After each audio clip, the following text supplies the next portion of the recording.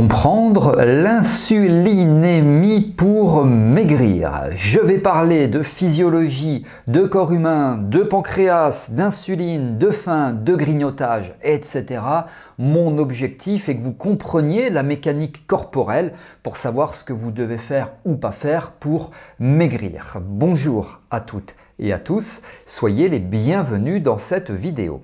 Je suis David Vigneron, je suis formateur en hypnose clinique, formateur en EFT, en thérapie brève, notamment spécialisé en neurosciences.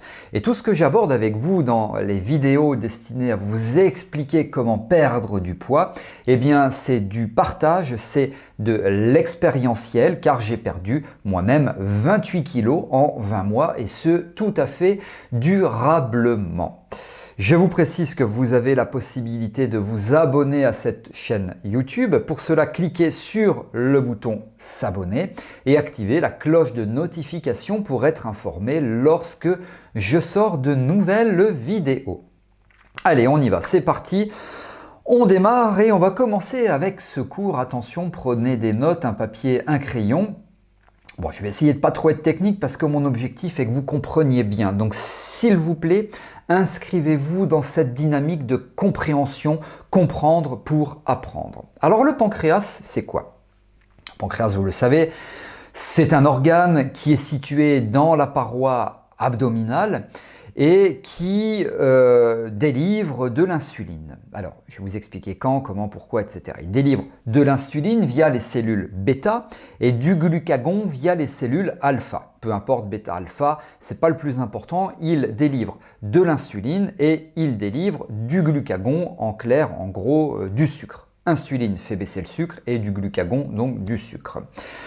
Quand vous manquez de sucre, si par exemple voilà, vous venez de courir 10 km, eh bien vous allez avoir du glucagon, puisque vous allez manquer de sucre, du glucagon qui est sécrété dans votre organisme. Et puis vous allez manger un kebab, et puis après vous allez manger, allez on va citer quelques marques, une barre glacée telle qu'un Mars, un Bounty ou peu importe la barre glacée. Donc là vous allez faire un pic de sucre et pour réguler votre taux de sucre, vous allez, le pancréas va décharger de l'insuline pour que le sucre redescende. Et donc finalement le but du pancréas, le rôle du pancréas, c'est de maintenir un taux de sucre d'équilibrer votre taux de sucre dans une norme. Cette norme, c'est 1 g par litre de sang. 1 g de sucre par litre de sang. Alors, c'est entre 0,8 et 1,2 globalement, voilà. Donc, le rôle du pancréas, il a un rôle de régulateur, d'homéostasie, de maintien d'équilibre. Lui, il fait focus, le pancréas, sur votre sucre. Quoi qu'il en coûte, je dois maintenir 1 g de sucre par litre de sang où je décharge du glucagon, où je délivre de l'insuline. D'ailleurs, il y a peut-être une pathologie que vous connaissez, le fameux diabète, 2 types de diabète, le plus grave, entre guillemets, étant le DID, le diabète insulino-dépendant. On a le DNID, diabète non insulino-dépendant. Ce sont les personnes qui traitent leur diabète naissant ou pas trop grave avec des comprimés. Et le DID, insulino-dépendant, eh bien, ce sont des personnes qui se piquent à l'insuline dans le bras ou dans la cuisse, enfin peu importe, donc qui se piquent à l'insuline.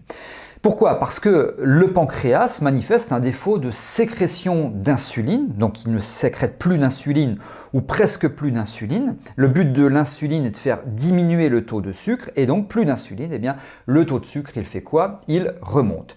Et ces diabétiques insulino-dépendants, qu'est-ce qu'ils font? Eh bien, ils s'injectent de l'insuline, ils mesurent leur taux de sucre avec des glycémies capillaires, je ne vais pas rentrer dans les détails, donc pour maintenir entre 0,8 et 1,2. Si donc il y a trop d'insuline, eh bien la glycémie est trop basse, d'accord? Ils peuvent faire, ces diabétiques insulino-dépendants, ils peuvent faire des hypoglycémies parce que trop d'insuline. Donc si l'insuline est trop haute, eh bien le taux de sucre est trop bas. Et quand le taux de sucre diminue, un des premiers symptômes, si vous avez des diabétiques autour de chez vous, pas un des premiers, un des symptômes, il y en a plusieurs, c'est la faim. Entendez bien cela, quand le taux de sucre diminue, un des symptômes, c'est la faim. Alors, il peut y avoir des vertiges, des troubles de la vision, des sensations diverses. Ça peut aller jusqu'au coma hypoglycémique, qui est une urgence vitale. Je ne vais pas rentrer dans les détails. Premier signe, enfin un des signes du manque de sucre, du sucre qui chute, c'est la faim. Et donc pour vous, par rapport à la perte de poids, vous avez faim, il est 16 heures et puis vous avez l'habitude de prendre un goûter. Peut-être que ça s'inscrit dans le registre des habitudes, même si vous n'avez pas faim. Donc, vous ingérez du sucre, donc le sucre remonte, sécrétion d'insuline, donc c'est ce que l'on appelle l'insulinémie. Donc, sécrétion d'insuline pour faire un petit peu descendre le taux de sucre, pour le ramener dans la norme 0,812. On va dire 1 g par litre de sang. Alors, parfois, un petit peu trop de sécrétion d'insuline, et donc le taux de sucre diminue un tout petit peu trop, dans un contexte normal non pathologique, c'est pas grave bien sûr, et donc vous avez faim. Donc c'est-à-dire vous mangez un petit peu trop d'insuline, d'accord, le taux de sucre par conséquent diminue, et donc vous avez un peu plus faim. Vous avez plus faim finalement que si vous n'aviez pas mangé. Et alors vous faites quoi? Vous remangez.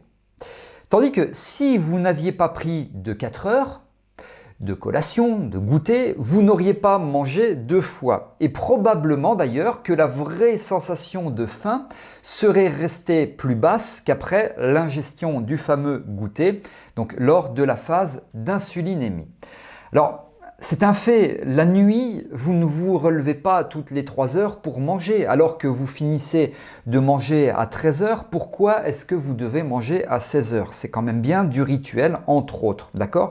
Sauf si vous avez fait un marathon. Mais enfin, je ne connais pas beaucoup de monde qui fait des marathons tous les jours de 13 heures à 16 heures, d'accord? Donc pour autant, vous ne vous levez pas toutes les nuits 3 fois, toutes les 3 heures pour manger. Donc pourquoi manger à 16 heures? Bon, ça c'est une autre question. Donc, à chaque fois que vous mangez une collation, un goûter par exemple, pour réguler le sucre, votre organisme, votre pancréas, le sucre monte, décharge de l'insuline. Insulinémie, d'accord? Donc dans les suites, possible sensation de faim et vous remangez. L'insulinémie, vous comprenez bien que dans un contexte de perte de poids, ce n'est pas votre amie parce qu'elle vous donne un peu plus faim que si vous n'aviez pas mangé. Je ne parle pas des personnes évidemment qui n'auraient pas mangé depuis 3 semaines. Donc voilà pourquoi on vous dit d'éviter entre autres le grignotage. Grignotage, ce sont ces petites collations qui provoquent donc l'insulinémie qui vous pousse à manger car vous avez un peu plus faim car insulinémie. Et puis, il y a des personnes qui souffrent d'hyperinsulinémie, donc c'est l'insulinémie en hyper. L'hyperinsulinémie, là, c'est beaucoup trop d'insuline, c'est le stade au-dessus, si je peux dire. Et je pourrais résumer comme ceci, l'hyperinsulinémie, c'est une circulation excessive d'insuline dans le corps qui est causée par une trop grande consommation de sucre. Et donc, quand vous goûtez, eh bien, c'est une consommation de sucre. Donc, il ne faut pas manger trop sucré.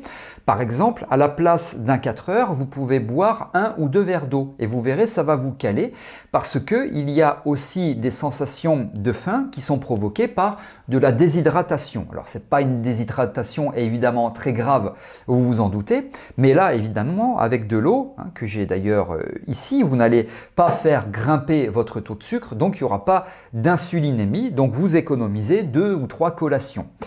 Alors, vous allez me dire, d'accord, mais David, est-ce que c'est grâce à ça que tu as perdu énormément de poids? Je vous le disais, 28 kilos en 20 mois. Non, c'est pas grâce à ça. Cette vidéo, elle est vraiment informative, comme je vous l'ai dit, pour vous aider à comprendre la mécanique de votre corps et les sensations que celui-ci vous procure.